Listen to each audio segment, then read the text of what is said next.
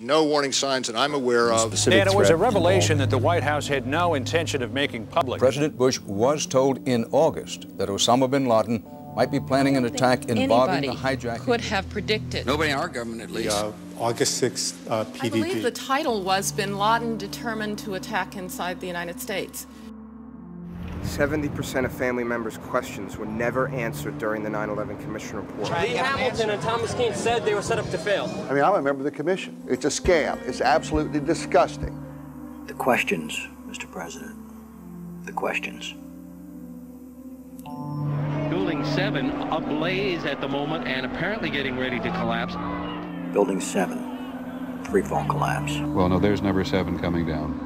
The excitement and the fun that people get watching an old building being demolished, and they wired very carefully for days, and it's a very careful operation. Third time today.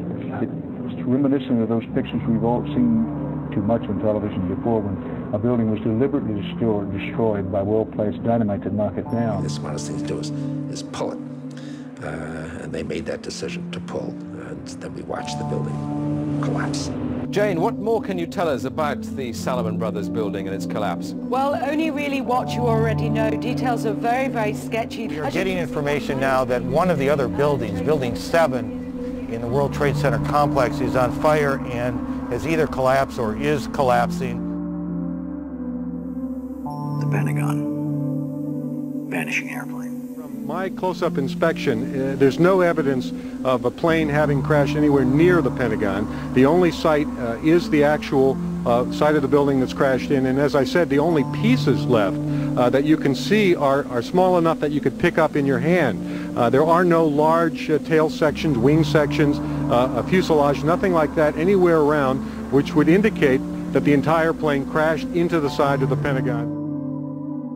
Firefighters and police describing explosions. A lot of them. The secondary explosion. We've got numerous people covered with dust from the secondary explosion. Floor by floor instead of popping out. It was if they had detonated. Yeah, as if they were planning to take down a building. Boom, boom, boom, boom, boom, boom, boom. Looks sort of like the building just demolished. Even if there was no secondary explosives in the building. Kind of like gunfire. You know, bang, bang, bang, bang, bang. And then all of a sudden, 3 big explosions. Do you know if it was an explosion or if it was a building collapse? To me, it sounded like an explosion.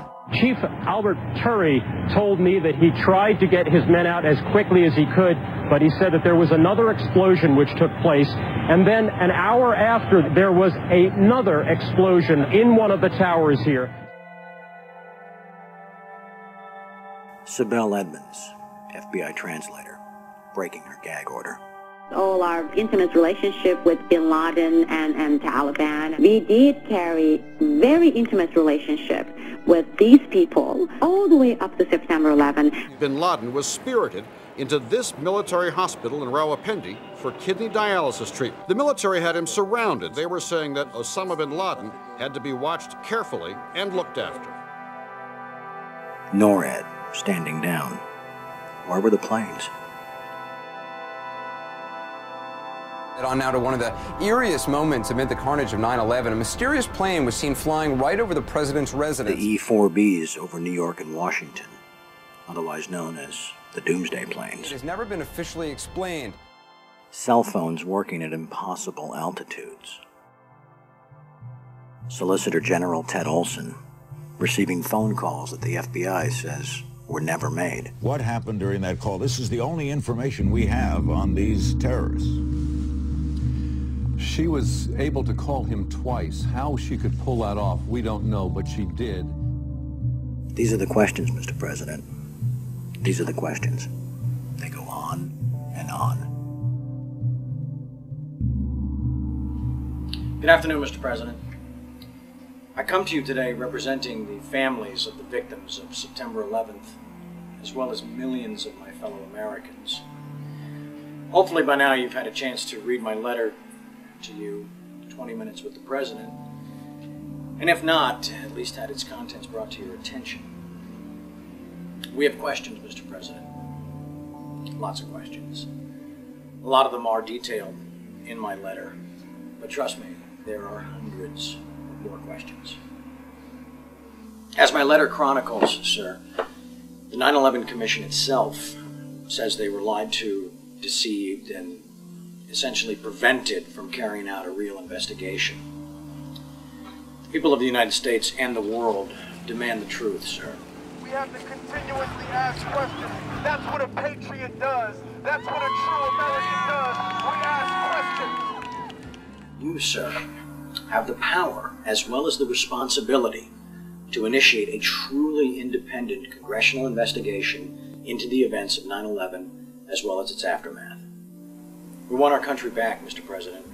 Therefore, I'm not just calling on you and your team. I'm calling on each and every American citizen to wake up, stand up, and demand the truth. We're counting on you, Mr. President. Be on the right side of history.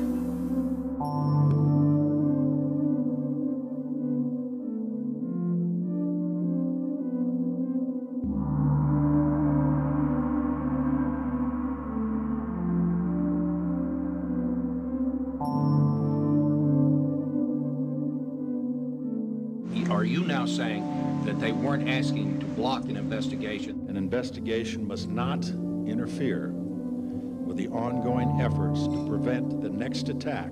Senator Tom Daschle said last week that you called him several times and urged him not to investigate the events of September 11th. Tom's wrong. He has, I think, in this case, let's say a misinterpretation.